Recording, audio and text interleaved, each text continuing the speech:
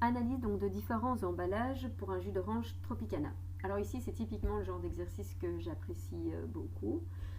Et donc, en fait, vraiment, ici, il faut vraiment faire l'effort de comprendre le document et essayer de trouver les réponses tout seul pour voir si vous avez bien compris. Donc, on vous dit qu'en 2008, Tetra Pak a fait réaliser par le cabinet d'expertise spécialisé Bio-Intelligence Service une analyse de cycle de vie comparant une brique en carton de Tetra Pak, une bouteille plastique et une bouteille en verre pour 1 litre de jus d'orange présent sur le marché français, afin de connaître leur véritable impact environnemental. Donc en fait, ici, on voit que différents sujets ont été abordés pour l'énergie grise, c'est-à-dire donc tout ce qui est consommation de ressources non renouvelables telles que le gaz, le pétrole, etc. Donc consommation d'énergie d'origine non renouvelable, donc effectivement ici on va avoir les énergies et les ressources.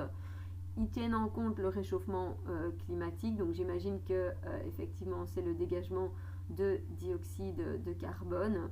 Ils vous parlent de l'acidification de l'air, donc ici ils ont pris en compte le dioxyde de soufre et l'eutrophisation. Donc l'eutrophisation, je ne sais pas si vous vous souvenez, mais donc en fait tout ça sont des choses qu'on a vues plutôt en cinquième, où c'était effectivement lorsque les phosphates étaient dans des plans d'eau par exemple et que ça allait, on allait avoir une prolifération d'algues importante qui allait donc tuer le milieu aquatique. Et donc voilà, et donc ici on voit en fait qu'en vert on va avoir le Tetra brique de 1 litre, donc ce qu'on appelle aussi, donc voilà ici la brique de jus d'orange. On va avoir la bouteille en plastique, donc PET de 1 litre. PET en fait c'est la matière plastique qui a été utilisée, donc on voit elle est là. Et puis la bouteille de verre de 1 litre. Alors qu'est-ce qu'on va constater, c'est que je veux dire si on ne dit pas les choses comme ça, on aurait tendance à dire que la bouteille de verre est plus écologique parce que cette bouteille de verre, eh bien, on peut la réutiliser. Alors, je vais vous demander en fait de bien regarder les chiffres, etc. et donc de déterminer lequel de ces 3 emballages est le plus intéressant au niveau écologique.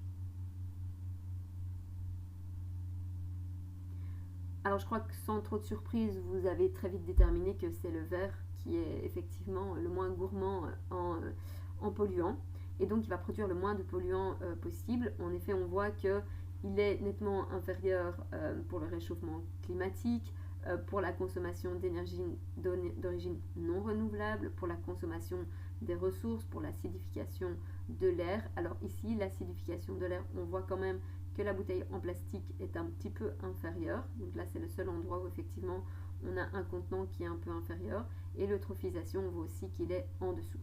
Donc en fait, ici, je crois que sans trop devoir calculer, on se rend très rapidement compte eh bien, que le tétrabrique de 1 litre, donc la boîte en carton, est en fait moins polluante, par exemple, que le verre. Et donc c'est ce que je vous ai dit, donc d'entrée de jeu, on aurait pu imaginer que le verre était mieux parce qu'on allait pouvoir le réutiliser. En fait, ce n'est pas le cas. Pourquoi? Parce que quand vous allez jeter vos bouteilles en verre, par exemple, dans le conteneur, où vous savez, il y a toutes les bouteilles, en fait, ce verre va être refondu pour refaire de nouvelles bouteilles. Et donc, en fait, la consommation d'énergie pour refaire fondre ce verre et le reformer est extraordinaire. Donc, c'est vraiment énorme. De plus, il y a un autre gros désavantage à la bouteille en verre, c'est qu'en fait la bouteille en verre c'est très lourd. Donc, qu'est-ce qui va se passer? C'est que cette bouteille en verre de 1 litre prend la même place que par exemple un Tetra Pak de 1 litre. La seule différence c'est son poids. Donc ça veut dire que quand on va remplir un camion de bouteilles de verre ou quand on va remplir un camion de Tetra Brick, eh bien en fait le poids, donc la charge du camion ne sera pas du tout la même. Et donc en fait, comme le camion va être davantage chargé avec les bouteilles en verre, et bien au niveau du transport, ça va prendre aussi beaucoup plus, une plus grande consommation donc de carburant pour le transport. Et donc de ce fait, le verre, à moins qu'il soit totalement réutilisé, eh bien ce n'est pas très intéressant.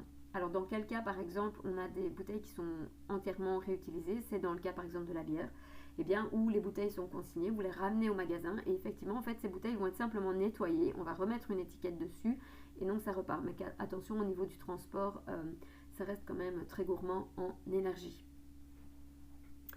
Donc avec tout ce que je viens de dire, vous essayez donc de répondre aux 2 questions qui suivent afin d'essayer de formuler correctement vos phrases et puis de vérifier avec la correction si vous avez répondu correctement. Donc mettez pause, répondez et puis on revient sur la réponse.